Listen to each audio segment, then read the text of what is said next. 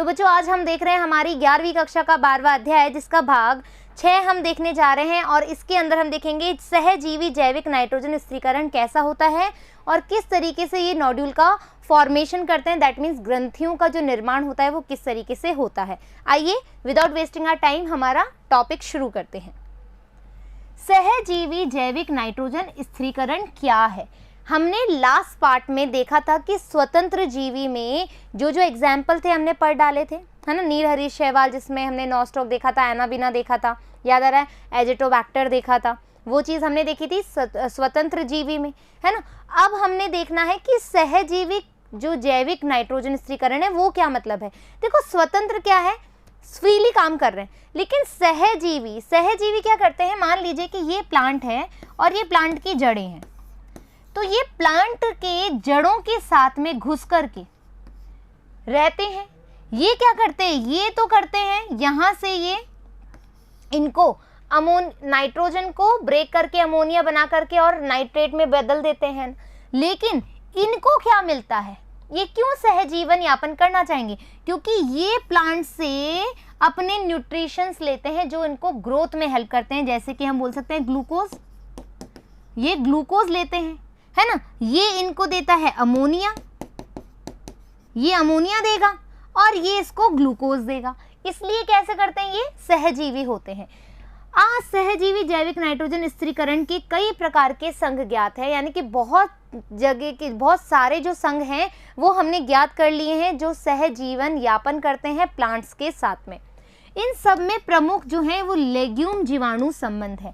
देखो दो तरह के जो सहजीवी जीव होते हैं, एक होते हैं लेग्यूम सहित, जिसमें लेग्यूम के साथ में होगा, और एक विदाउट लेग्यूम होगा, ठीक है।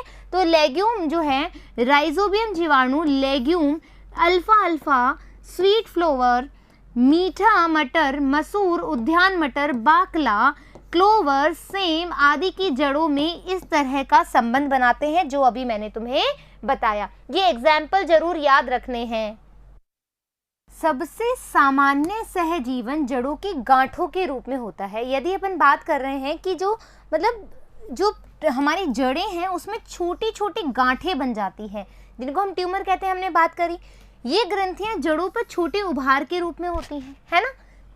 अलेग्यूमिनोस पादप, यानी अलेग्यूमिनोस यानी कि मैंने कहा था जो सहजीवन है, जो सिम्बायोटिक वाले जो हमारे जीव हैं वो दो तरह के हो सकते हैं, जो लेग्यूमिनस के साथ में हो और जो लेग्यूमिनस जिसमें ना हो, तो अलेग्यूमिनोस प्लांट्स। तो जैसा एग्जाम्पल क्या होगा, अल्नस। याद रखिएगा जो अल्नस है ऐसा प्लांट है जिसके अंदर लेग्यूम्स नहीं पाई जाती हैं, और उनकी जड़ों पर कौन सा जीव कार्य करता है, फ्रैंकिया। दोनों एग्जाम्पल बहुत ज़्यादा इंपॉर्टेंट है। क्यों? क्योंकि तुम्हारी एनसीईआरटी में दी हुई है, तो डेफिनेटली वो तुम्हारे नीट में आ सकती है। सूक्ष्म जीव फ्रैंकिया N2 स्त्रीकारक ग्रंथियां उत्पन्न करता है, ये नोड्यूल्स बनाता है। राइजोबियम और फ्रैंकिया दोनों ही मृदा में स्वतंत्र जीवी हैं, लेकिन सहजीवी के रूप में वातावरणीय नाइट्रोजन का स्थिरीकरण भी करते हैं। Most important line. नेक्स्ट, पुष्पन से पहले किसी सामान्य दाल में एक पौधे को जड़ से उखाड़ो। मतलब जहां पर ये दाल नहीं आई है और इससे पहले ही तुम इसकी जड़ों को उखाड़ लो, ठीक है, तो तुम क्या देखोगे, आप जड़ों पर लगभग गोलाकार अतिवृद्धियां देखेंगे, और यही क्या है, ग्रंथियां हैं। इन जड़ों पर तुम क्या देखोगे, बहुत सारे ऐसे नोड्यूल्स बने हुए तुम्हें दिखाई देंगे। कब? जब तक इस पे दाल नहीं आ जाती, ठीक है। और ये जो हैं ये ग्रंथियां हैं, और इन्हीं को हम क्या कहते हैं, नोड्यूल्स कहते हैं। आ गई बात समझ में? यदि आप इन्हें काटेंगे, यदि तुम इन नोड्यूल्स को काट लो, ये नोड्यूल्स मैंने लगाई और इसको तुम काटोगे तो ये अंदर से लाल एवं गुलाबी रंग की दिखाई देगी। ये ग्रंथियों का गुलाबी रंग कौन बनाता है? It's a very important question. ये बच्चों जो हमारे बैक्टीरिया होते हैं उसके अंदर भी, जैसे हमारे अंदर हीमोग्लोबिन होता है, वैसे ही इनके अंदर क्या होता है, ये रंग लैग हीमोग्लोबिन की वजह से होता है। क्योंकि लेग्यूम्स पे प्रेजेंट होते हैं तो इनको हम क्या कहते हैं, लैग हीमोग्लोबिन कहते हैं। आ गई बात समझ में? नेक्स्ट क्वेश्चन, ये तुम्हारे प्रैक्टिकल के अंदर तुम्हारे जो सर या मैम आएंगे, एक्सटर्नल जो फैकल्टी आएंगी, वो भी तुमसे क्वेश्चन पूछ सकते हैं। अब देखो ग्रंथि का निर्माण क्या होगा, ठीक है। ग्रंथि का निर्माण, ग्रंथि का निर्माण मेजबान पौधों की जड़ एवं राइजोबियम में पारस्परिक प्रक्रिया के कारण होता है। जो ट्यूमर्स बन रहे हैं, जो नोड्यूल्स बन रहे हैं, वो क्यों बन रहे हैं? ग्रंथि का निर्माण मुख्य चरण में इस प्रकार होता है। देखो क्या होगा, ये जो प्लांट है इसकी जड़ें बच्चों ये बहुत ऐसे कर्ल हो जाएंगी, घुंघराली टाइप की हो जाएंगी, और ये क्या करेंगी, घुंघराली होकर के, जैसे यहाँ पर जड़ें कुछ इस तरीके की हैं, एकदम स्ट्रेट, लेकिन जो उन राइजोबियम को अट्रैक्ट करेंगी वो जो जड़ें हैं वो थोड़ी कर्ल हो जाएंगी, और इससे क्या होंगी, ये जो राइजोबियम है ये अट्रैक्ट होंगे, इसकी तरफ अट्रैक्ट होंगे, ये लो अट्रैक्ट हो गए। अब क्या होगा, इसके पास में आ गए, लेकिन ये अभी भी एंट्री नहीं कर रहे। ये जो हमारी जड़ें हैं, है ना, इनको हम क्या बोलेंगे, संक्रमित बोलेंगे। क्या बोलेंगे, इनको हम संक्रमित करेंगे। ये संक्रमित हो गई, जैसे ही संक्रमित हो गई और ये जो राइजोबियम है ये प्लांट के अंदर घुस जाएगा। क्या हो जाएगा, प्लांट की जड़ों के अंदर घुस जाएगा। राइजोबियम बहुगुणित होकर के जड़ों के चारों ओर एकत्रित हो जाते हैं। ठीक है, बहुत सारी मात्रा में राइजोबियम एकत्रित हो गए। आ जाओ, बहुत सारे हो गए, ये लो, है ना, हो गए। उपत्वचीय, इससे क्या हुआ, एकत्रित हो गए। उपत्वचीय और मूल रोम कोशिकाओं से जुड़ जाएंगे, मूल रोम कोशिकाओं से जुड़ जाएंगे। मूल रोम मुड़ जाते हैं, मुड़ गए, मैंने बताया भी, एकदम फोल्ड हो गए। जीवाणु मूल रोम पर आक्रमण करते हैं, अट्रैक्ट हो जाते हैं, जैसे मुड़ जाते हैं कि बोला कि अब ये देखो, एक होता है जैसे कि अपन कहते हैं ना, जैसे कोई हष्ट पुष्ट इंसान है तो एकदम एक्टिव रहता है, लेकिन अपन कहते हैं कि अरे तूने 2-4 दिन से खाना नहीं खाया क्या, बहुत मुरझाया सा फेस लग रहा है। तो यहाँ पर जब जड़ों के आसपास कैसे बहुत सारे राइजोबियम इकट्ठे हो जाएंगे तो प्लांट की जो जड़ें हैं वो मुरझा जाएंगी, यानी कि वो फोल्ड हो जाएंगी। इससे ये अट्रैक्ट होंगे, ये सोचेंगे अरे अब तो ये कमज़ोर हो गई, तो इन जड़ों के अंदर जाया जाए, और ये जड़ों के अंदर घुस जाते हैं। आ गई बात समझ में? आ जाओ। एक संक्रमित सूत्र पैदा होता है। ये संक्रमित सूत्र क्या है? Infectious thread. ये कौन ने बनाया? मूल ने बनाया, जड़ ने बनाया, जो जीवाणुओं को जड़ों के कॉर्टेक्स के अंदर तक ले जाता है। कॉर्टेक्स तक अंदर की एंट्री, मैंने क्या कहा था, अभी अट्रैक्ट कर रहा है, वो मुड़ जाता है, इन्फेक्शियस थ्रेड बन जाता है, और उसके अंदर क्या होता है, राइजोबियम अंदर की तरफ चले जाते हैं, जहां वे ग्रंथिका का निर्माण प्रारंभ करते हैं, नोड्यूल्स का फॉर्मेशन स्टार्ट हो जाता है। तब जीवाणु सूत्र से मुक्त होकर कोशिकाओं में चले जाते हैं, सेल्स के अंदर पहुंच गए। ये विशिष्ट नाइट्रोजन स्थिरीकरण कोशिकाओं के विभेदीकरण का कार्य करने लग जाते हैं। इस प्रकार ग्रंथिका का निर्माण होता है, नोड्यूल्स फॉर्मेशन हो गया, यही तो हमने देखना था। और मेजबान से पोषक तत्व का आदान प्रदान के लिए एक संवहनी संबंध बन जाता है। राइजोबियम कहता है तुम मुझे ग्लूकोज दो, मैं तुम्हें अमोनिया दूंगा। आ गई बात समझ में? अब देखो, तुम्हारा एक डायग्राम बुक में दिया हुआ है एनसीईआरटी में। यहाँ पर ये देखो, मृदा के कण हैं जहाँ पर राइजोबियम प्रेजेंट होंगे, जीवाणु प्रेजेंट है, मूल रोम है।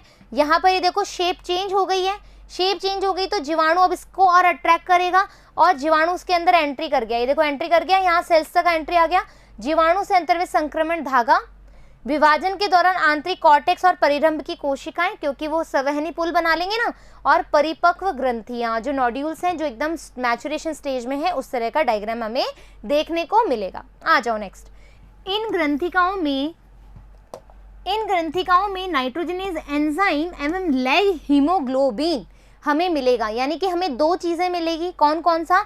एक तो हमारे पास एंजाइम मिलेगा, क्यों? क्योंकि राइजोबियम के पास में होगा, तो वो एंजाइम कौन सा है? नाइट्रोजनेज एंजाइम मिलेगा। दूसरा क्या कंपोनेंट मिल सकता है? दूसरा हमें लैग हीमोग्लोबिन मिलेगा। क्यों मिलेगा? क्योंकि वो उसके अंदर प्रेजेंट होता है। तो ये जैव रासायनिक संघटक हमें उस नोड्यूल्स में मिल जाएंगे। नाइट्रोजनेज एंजाइम तक मॉर्फी प्रोटीन होता है, ये हम बात कर चुके हैं जब अपन ने मॉलिब्डेनम और ये पढ़ा था, आयरन के बारे में पढ़ा था, जो वातावरणीय नाइट्रोजन के अमोनिया में परिवर्तन को उत्प्रेरित करता है। ये उत्प्रेरण का कार्य करता है एंजाइम के साथ मिलकर के। ये नाइट्रोजन स्थिरीकरण का प्रथम स्थायी उत्पाद है। क्वेश्चन पूछा जा सकता है, नाइट्रोजन स्थिरीकरण का प्रथम स्थायी उत्पाद क्या है? इसका समीकरण इस प्रकार है, आ जाओ। एल्फा कीटो ग्लूटेरिक अम्ल NH4 NADPH, glutamate dehydrogenase, glutamate बना H2 और NADP। ये तुम्हें समीकरण जो है याद करना पड़ेगा, यदि तुम्हारे पास आ जाता है तो तुम देख लेना। नाइट्रोजनेज एंजाइम आणविक ऑक्सीजन के प्रति अत्यंत संवेदी होता है। यदि नाइट्रोजनस जो एंजाइम है उसको क्या चाहिए, आणविक ऑक्सीजन चाहिए। इसे अनॉक्सी वातावरण की अनिवार्यता होती है। कैसा होता है, अनॉक्सी वातावरण के लिए। क्यों, क्योंकि बहुत ज़्यादा सेंसिटिव है ना नाइट्रोजनेस। देखो सेंसिटिव का मतलब क्या होता है, जब आप मतलब जैसे कि कोई और आपने कभी यूरिन टेस्ट करवाया हो, यूरिन टेस्ट में आता है एक तो सेंसिटिविटी चेक की जाती है कि आप कितने सारे एंटीबायोटिक जो होती है उससे सेंसिटिव हो, कितने सारे जीवाणु से आप सेंसिटिव हो, वो आपके अंदर नहीं जाने चाहिए, नहीं तो आपकी बॉडी में कुछ ना कुछ रिएक्शन होगा। तो यहाँ पर जो नाइट्रोजनस एंजाइम है वो ऑक्सीजन के लिए क्या है, सेंसिटिव है। तो हमें कैसा वातावरण चाहिए, अनॉक्सी वातावरण चाहिए। ग्रंथियों में ये अनुकूलता होती है उसके एंजाइम को ऑक्सीजन से बचाया जा सके। और हमें क्या करना चाहिए, ऐसे में इस जो भी हमारा एंजाइम होगा, जो भी हमारा जीवाणु होगा, उसको हमें ऐसा वातावरण नहीं देना है जहाँ पे ऑक्सीजन हो, नहीं तो ये नाइट्रोजनस एंजाइम वर्क नहीं करेगा और अमोनिया में तब्दील नहीं हो पाएगा। इन एंजाइम की सुरक्षा के लिए ग्रंथिकाओं में एक ऑक्सीजन अपमार्जक होता है और जिसको हम क्या कहते हैं, लैग हीमोग्लोबिन कहते हैं, एलबी कहते हैं। और एलबी ऑलरेडी प्रेजेंट होता है। आ गई बात समझ में, लैग हीमोग्लोबिन की क्या जरूरत होती है। नेक्स्ट देखें, यह एक रोचक तथ्य है कि स्वतंत्र जीवी अवस्थाओं में ये सूक्ष्म जीव ऑक्सी होते हैं। यहाँ नाइट्रोजनस क्रियाशील नहीं होता है, वेरी इंपॉर्टेंट लाइन। लेकिन नाइट्रोजन स्थिरीकरण के दौरान ये अनॉक्सी हो जाते हैं, नाइट्रोजनस एंजाइम की सुरक्षा करते हैं। आ गई बात समझ में, क्लियर दैट। ऊपर दिए गए समीकरण में आपने देखा होगा कि नाइट्रोजनेस के द्वारा, ये बहुत ही इंपॉर्टेंट है बच्चों, ठीक है, आपसे पूछा जा सकता है अमोनिया जो बन रही है नाइट्रोजन से, उसके 2 मॉलिक्यूल बनाने के लिए कितने एटीपी का रिक्वायरमेंट है, तो हम बोलेंगे 16। और यदि एक नाइट्रोजन बना रहे हैं तो कितने जरूरी होंगे, 8 एटीपी। ये क्वेश्चन जो है वेरी वेरी इंपॉर्टेंट है। तो नाइट्रोजनेस के द्वारा अमोनिया संश्लेषण के दौरान अत्यधिक ऊर्जा की अनिवार्यता होती है। एक अमोनिया के अणु के लिए हमें 8 एटीपी चाहिए, तो 2 अमोनिया के लिए 16 चाहिए होंगे डेफिनेटली। ये ऊर्जा की आपूर्ति मेजबान कोशिका के ऑक्सीडेशन के लिए होती है। ये डायग्राम आप देख रहे होंगे कि मैम ये डायग्राम क्या है, ये कुछ भी नहीं है बच्चों, ये नाइट्रोजनेस एंजाइम है हमारा, ठीक है।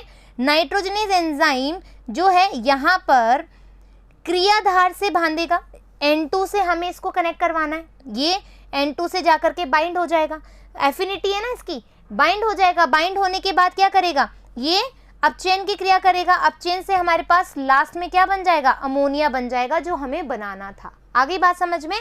इस तरीके से हमारा ये पार्ट या ये भाग भी समाप्त होता है। आशा करती हूँ कि आपको बहुत अच्छे से समझ में आया होगा। फिर मिलेंगे अपन नेक्स्ट पार्ट के साथ, जब तक धन्यवाद।